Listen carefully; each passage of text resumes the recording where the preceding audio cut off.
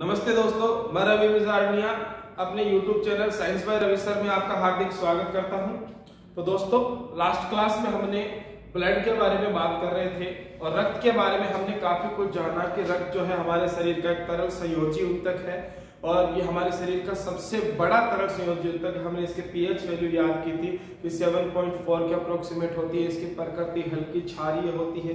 फिर ब्लड को हमने डिवाइड किया था दो पार्ट्स में, प्लाज्मा और रुधिर कणिकाएं। हमने उनकी मात्रा की जिक्र की थी और रुधिर कणिकाओं में हमने कहा था 3 रुधिर कणिकाएं होती हैं, आरबीसी, डब्ल्यूबीसी और प्लेटलेट्स। और उसमें से हमने आरबीसी की बातें कर ली थी। तो आज हम बात करेंगे हमारे दो अन्य रुधिर कणिकाएं जिनमें का नाम है डब्ल्यूबीसी और एक और है हमारी प्लेटलेट्स। तो सबसे पहले हम शुरू करते हैं डब्ल्यूबीसी से। देखो, डब्ल्यूबीसी की अगर हम बात करें तो सबसे पहले डब्ल्यूबीसी का रासायनिक नाम पूछा जाता है कि डब्ल्यूबीसी जो होती है इसका रासायनिक नाम क्या होता है। तो डब्ल्यूबीसी जो है हमारे शरीर की, इसका रासायनिक नाम होता है ल्यूकोसाइट। ल्यूकोसाइट केमिकल नेम जो है डब्ल्यूबीसी का वो ल्यूकोसाइट है। अगर मैं डब्ल्यूबीसी की बात करूं कि हमसे पूछे कि हमारे जो ये डब्ल्यूबीसी है ये बनती कहाँ है हमारे मानव शरीर में, तो डब्ल्यूबीसी के निर्माण की अगर बात की जाए तो डब्ल्यूबीसी का जो निर्माण है वो हमारे शरीर में कहाँ होता है, अस्थि मज्जा गुहा में होता है। अस्थि मज्जा गुहा, bone marrow cavity, bone marrow cavity कि बोन मेरो कैविटी जो है वहां हमारे डब्ल्यूबीसी जो है बनती है। और डब्ल्यूबीसी का लाइफ साइकिल अगर हमसे पूछा जाए कि जीवन काल अप्रोक्सीमेट कितना होगा डब्ल्यूबीसी का, तो डब्ल्यूबीसी का जो लाइफ साइकिल होता है वो अप्रोक्सीमेट, लगभग हम इसमें आंसर देते हैं कि अप्रोक्सीमेट लगभग इसका लाइफ साइकिल 1 वीक का होता है। 1 वीक यानी लगभग 7 डेज के आसपास इसका जीवन काल होता है। अब हम बात करें इसका थोड़ा सा, अगर हम हमारे आरबीसी से कंपेयर करें तो हमने हमारी आरबीसी के लिए, आपको अगर याद हो तो अंतिम कक्षा में कहा था कि हम जितने भी स्तनधारी होते हैं उन सभी की आरबीसी जो है वो केंद्रक विहीन होती है। 3 स्तनधारियों को छोड़कर, कौन कौन से, ऊंट, लामा और जिराफ। ये 3 ऐसे स्तनधारी हैं जिनके आरबीसी में केंद्रक पाया जाता है, बाकी सभी की आरबीसी केंद्रक विहीन होती है। परंतु डब्ल्यूबीसी के लिए पूछा जाए तो हमारी जो डब्ल्यूबीसी है उसके अंदर केंद्रक क्या होता है, उपस्थित होता है। केंद्रक उपस्थित होगा, उपस्थित होगा। अब डब्ल्यूबीसी की अगर हम कंपेयर करें आरबीसी के साथ तो दूसरा कंपैरिजन हम इसकी संख्या से कर सकते हैं।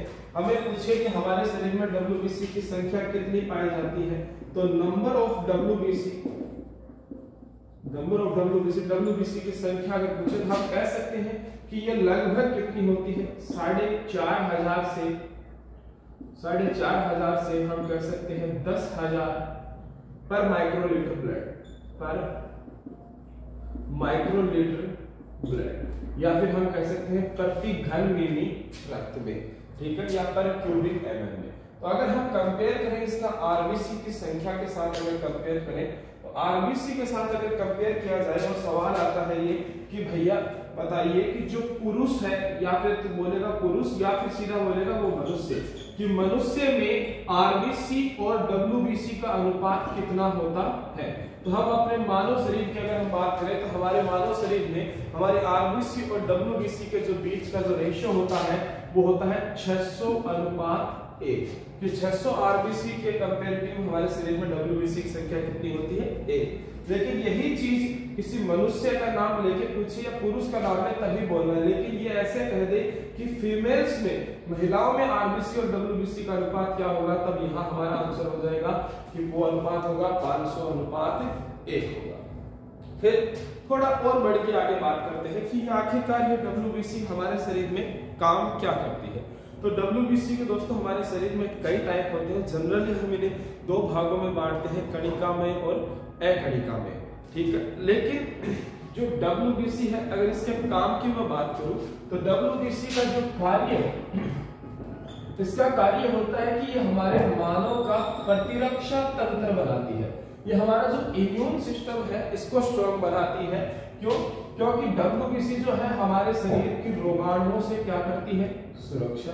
तो रोगाणुओं से सुरक्षा करेंगे, हमारी बॉडी को प्रोटेक्ट करती है ये। जो पैथोजन है उनसे। तो इसलिए हम कह सकते हैं कि हमारे शरीर के प्रतिरक्षा तंत्र को मजबूत बनाती है, और प्रतिरक्षा तंत्र को मजबूत बनाती है क्योंकि तो इस पर सवाल कुछ ऐसा भी आ जाता है कि बताइए सोल्जर ऑफ ह्यूमन बॉडी किसे कहा जाता है, मानव शरीर का सिपाही किसे कहा जाता है। तो हमारे शरीर में जो WBC है उसे हमारे मानव शरीर का क्या कहते हैं, सिपाही कहते हैं। अब ये हमारे शरीर की रक्षा जरूर कर रही है, लेकिन अगर इसी WBC की मात्रा हमारे शरीर में अनियंत्रित रूप से अगर बढ़ने लग जाए, यानी प्रतिरक्षा तंत्र को मजबूत बनाने वाली ये हमारी WBC एक साथ अगर इसकी मात्रा बढ़े तो हमें एक रोग हो जाता है जिसे कहा जाता है ल्यूकेमिया। ल्यूकेमिया बड़ा अच्छा प्रश्न है, क्योंकि ल्यूकेमिया किसकी अनियंत्रित वृद्धि से होता है। तो ल्यूकेमिया जो रोग है वो हमारे शरीर में किसकी अनियंत्रित वृद्धि से होता है, WBC की अनियंत्रित वृद्धि से ल्यूकेमिया हो जाता है। इस ल्यूकेमिया को दोस्तों हम आम भाषा में क्या कहते हैं, ब्लड कैंसर। ब्लड कैंसर यानी वो चीज जो आपके शरीर की रोगाणुओं से सुरक्षा कर रही थी, उसी के कारण आप में एक ऐसा नाइलाज बीमारी जनरेट हो जाएगी जो आपकी मौत का कारण बन सकती है। तो एक बार हम WBC की बातों को रिपीट कर लेते हैं एक बार फिर से। तो हमने कहा कि हमारी WBC है उसका रासायनिक नाम होता है ल्यूकोसाइट। बनती कहाँ है, अस्थि मज्जा गुहा में अंदर बनती है, बोन मेरो कैविटी। ठीक है, लाइफ साइकिल अप्रोक्सीमेट लगभग कितना है, 1 वीक होता है। ठीक है, जिस तरीके से हमारी RBC केंद्रक विहीन होती है, WBC में केंद्रक उसके अपोजिट होता है, प्रेजेंट होता है। फिर WBC की संख्या की बात की तो लगभग हमने कहा 4500 से 10,000 पर माइक्रोलीटर ब्लड या पर घन मिली रक्त हो सकती है। अगर इसका कंपेयर करें हम RBC के साथ, तो RBC और WBC का जो अनुपात आता है हमारे शरीर में वो आता है 600:1, और महिलाओं के अंदर ये अनुपात आता है 500:1। काम क्या होता है इसका, ये हमारे शरीर का प्रतिरक्षा तंत्र बनाती है, जो अर्थात हमारे शरीर के रोगाणुओं से सुरक्षा करेगी। तो सुरक्षा करती है, इसलिए इसे मानव शरीर का सिपाही कहते हैं। लेकिन अगर इसी सिपाही की संख्या अनियंत्रित रूप से बढ़ने लग जाए तो हमें एक लाइलाज बीमारी हो जाती है जिसे हम कहते हैं ल्यूकेमिया यानी ब्लड कैंसर। अब अगर हम बात करें तो एक छोटा सा सवाल इसमें 2 और है जाते हैं छोटे छोटे, पूछ लेता है कि हमारे मानव शरीर की सबसे बड़ी WBC कौन सी होती है और सबसे छोटी WBC कौन सी है। तो ध्यान रखना है, पूछे कि अगर हमारे शरीर की सबसे बड़ी WBC कौन सी है, तो हमारे मानव शरीर की जो सबसे बड़ी WBC है उसका नाम होता है, मानव शरीर की सबसे बड़ी WBC होती है मोनोसाइट। मोनोसाइट ये हमारे शरीर की सबसे बड़ी WBC है। और अगर इसका उल्टा पूछा जाए कि हमारे शरीर की सबसे छोटी WBC कौन सी होती है, तो वो होती है लिम्फोसाइट। लिम्फोसाइट ये भी ध्यान रखना है। लिम्फोसाइट हमारे शरीर के क्या है, सबसे छोटी WBC, सबसे छोटी WBC, और मोनोसाइट क्या है, हमारे शरीर की सबसे बड़ी WBC। तो अब हम बात करेंगे हमारे शरीर की तीसरी रुधिर कणिका जिसका नाम है प्लेटलेट्स। हाँ दोस्तों, तो अब हम बात करते हैं हमारे शरीर की तीसरी रुधिर कणिका जो है हमारी प्लेटलेट्स। प्लेटलेट्स के बारे में बात करें, जैसे RBC का रासायनिक नाम इरिथ्रोसाइट था, WBC का ल्यूकोसाइट था, वैसे ही प्लेटलेट्स जो है इसका रासायनिक नाम अगर हमसे पूछा जाए तो प्लेटलेट्स जो है इसका रासायनिक नाम होता है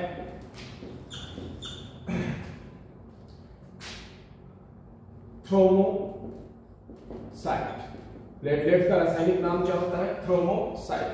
अगर प्लेटलेट्स के जीवन काल की अगर हम बात करें तो इसका जीवन काल हम बोल सकते हैं कि लगभग 8 से कितने दिन हो सकता है, 10 दिन तक इसका जीवन काल लाइफ साइकिल हो सकता है। प्लेटलेट्स जो है इसमें जो क्वेश्चन है वो इसकी एक स्पेशलिटी है उस पर आता है। क्वेश्चन पूछा जाता है कि ऐसी कौन सी रुधिर कणिका है जो केवल स्तनधारी प्राणियों में पाई जाती है, मैमल्स में प्रेजेंट होती है। तो हमारी जो प्लेटलेट्स है ये एकमात्र ऐसी रुधिर कणिका है, ये केवल किसमें उपस्थित होती है, तो यह केवल स्तनधारी प्राणियों में उपस्थित होगी, स्तनधारी प्राणी में उपस्थित होती है। अगर हम स्तनधारियों के अलावा कोई अन्य प्राणी है तो उसमें RBC हो सकती है, आपकी WBC हो सकती है, बट प्लेटलेट नहीं पाई जाएगी। प्लेटलेट की जगह उसमें क्या होगा, तो यहाँ पर ये भी अच्छा सवाल है कि अगर स्तनधारी के अलावा कोई अन्य प्राणी है, कोई अन्य जीव है, तो उसमें क्या होगा, उसमें जो प्लेटलेट्स है उसको रिप्लेस करेगी दूसरी ब्लड सेल और उसका नाम है तरकु कोशिकाएं। तरकु कोशिकाएं, स्पिंडल सेल्स, स्पिंडल सेल्स। तो ध्यान रखना है स्पिंडल सेल्स कि भैया मनुष्य में जितने भी या फिर हम जितने भी स्तनधारी हैं इस पृथ्वी पर, ये हम मनुष्य हैं, हमारे अंदर तो केवल और केवल कौन होती है, प्लेटलेट होती है, आरबीसी डब्ल्यूबीसी धारी। लेकिन हम स्तनधारियों को छोड़ दें तो बाकी जितने भी जीव हैं उन सब के अंदर आपकी प्लेटलेट्स नहीं पाई जाएगी, उसमें इसकी जगह क्या पाई जाएगी, तर्कु कोशिकाएं उपस्थित होती हैं, स्पिंडल सेल्स उपस्थित होती है। अगर हम प्लेटलेट्स की संख्या की बात करें तो प्लेटलेट्स की संख्या जो है हम लगभग कह सकते हैं, देखो प्लेटलेट्स की संख्या अगर बताएं, प्लेटलेट की संख्या तो ये लगभग होती है 1.5 लाख से 1.5 लाख टू 4.5 लाख, 4.5 लाख, 4.5 लाख पर माइक्रोलीटर ब्लड, पर माइक्रोलीटर ब्लड कि प्रति 100 ml ब्लड में अप्रोक्सीमेट 1.5 से 4.5 लाख के करीब ये होती है। फिर हम मानते हैं कि आखिरकार प्लेटलेट्स का काम क्या है, क्या महत्व है इन कोशिकाओं का हमारे शरीर में, और अगर इनका भी निर्माण पूछे तो ध्यान रखना इनका निर्माण भी आरबीसी की तरह हम बोलेंगे कि कहाँ होता है, अस्थि मज्जा में होता है। तो प्लेटलेट्स की अगर मैं काम की बात करूं कि इनका हमारे शरीर में काम क्या होता है, तो देखो हमारे जो ये प्लेटलेट्स हैं इसमें एक प्रोटीन पाई जाती है जिसका नाम होता है फाइब्रिन प्रोटीन, फाइब्रिन प्रोटीन। और ये प्रोटीन क्या करती है कि जैसे ही मनुष्य को किसी तरह की चोट लगती है तो चोट लगने पर जब उसका रक्त जो है वो बहना चालू होता है तो उस रक्त का थक्का जमाने का काम फाइब्रिन प्रोटीन करती है। अगर चोट लगेगा तो चोट लगेगी तो जो ब्लड निकलेगा उस ब्लड की क्लॉटिंग यानी हमारे उस रक्त का थक्का जमाने का काम किसके द्वारा किया जाता है, फाइब्रिन प्रोटीन के द्वारा किया जाता है। अब हम बात को आगे बढ़े तो हम इनडायरेक्ट कह सकते हैं कि प्लेटलेट्स का कार्य क्या होता है कि ये चोट लगने की स्थिति में रक्त का क्या जमाती है, थक्का जमाती है। तो हाँ, एक सवाल और अपन ध्यान रख सकते हैं कि ये जो फाइब्रिन प्रोटीन है इसका निर्माण कौन करता है, तो एक विटामिन है हमारे जिसका नाम है विटामिन के।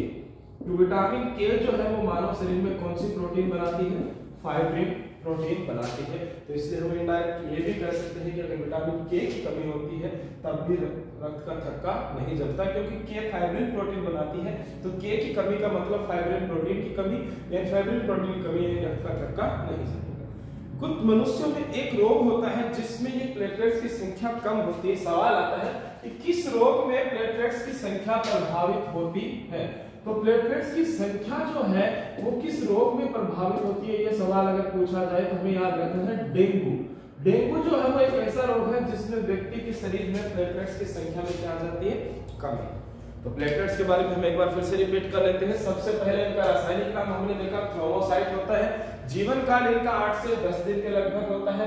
केवल किसमें पाई जाती है, मैमल्स में, स्तनधारियों में होंगे। स्तनधारी के अलावा कोई अन्य जीव होगा तो उसमें क्या होंगी, तर्कु कोशिकाएं होंगी। इनकी संख्या लगभग 1.5 से 4.5 लाख पर माइक्रोलीटर ब्लड होती है। काम क्या है, तो इसमें फाइब्रिन प्रोटीन पाई जाती है जो अगर चोट लगती है व्यक्ति को तो उस स्थिति में रक्त का थक्का जमाती है। और इस फाइब्रिन प्रोटीन को आपके शरीर में बनाने का काम कौन करती है, विटामिन के। तो विटामिन के की कमी से भी याद रखना है, रक्त का थक्का नहीं जमता। फिर हमने कहा कि प्लेटलेट जो है इसकी संख्या आपके शरीर में एक ही स्थिति में प्रभावित होती है, जब आपको क्या हो जाए, डेंगू। डेंगू रोग जब किसी व्यक्ति को होता है तो उसके शरीर में प्लेटलेट्स की संख्या में क्या आने लगती है, कमी आने लगती है। तो दोस्तों आज की क्लास के लिए इतना ही। अगली क्लास में हम इसी चैप्टर के अगले पार्ट ब्लड ग्रुप यानी रक्त समूह का अध्ययन करेंगे। तब तक के लिए जय हिंद, जय भारत।